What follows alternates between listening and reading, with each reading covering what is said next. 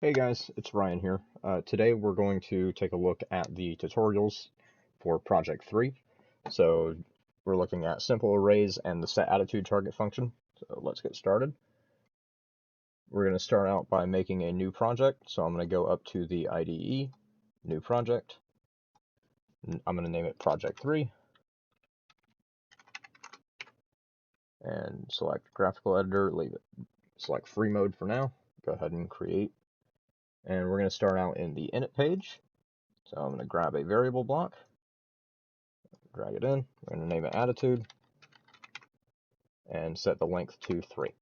And then we're going to come over to the main page and we're going to grab 3 variables. So these purple blocks here, these are 3 variable blocks. So, and then what we're going to do now is you want to make sure each one is selected to attitude and set each of these to 0, 1, and 2, because what that does is setting these, that sets that corresponding to the 3 values here. And what we're going to do now is just to test out a variable, because we're going to use this to set our attitude. So let's put 1. So each of these will correspond to your x, y, and z. 0 will correspond to x, 1 will correspond to y, and 2 will correspond to z. So 1 should now point our sphere in that direction. And now what we're going to do is grab the set position target block, and we're going to put it underneath, because what you can do is with the drop down menu here, select attitude target and set the purple to attitude. So this, you are now initializing your value and you're telling your sphere to turn to 1 on the x-axis. So let's try compile and simulate this.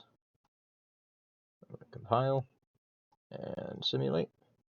And we don't need 90 seconds, so I'm going to change that to 20, and we're going to simulate that. And once that is done, we will view results. There we go. And as you can see here, the sphere is actually rotating. And there you go. And then if you look up here at the sphere 1 box, you can actually see your x value is pointed to just about 1. And I'm going to go back to the code now.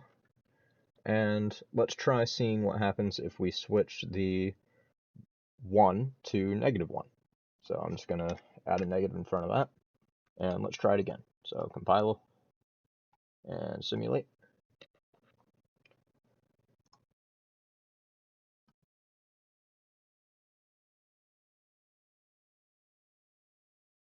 And let's view.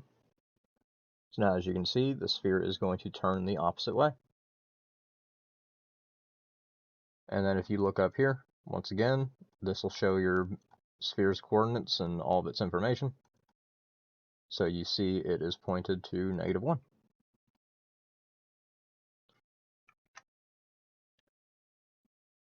And that is about it. We strongly encourage you guys to go and read through all these tutorials on your own, but we just want to have these videos as a little demonstration for you if you need a helping hand. That is it.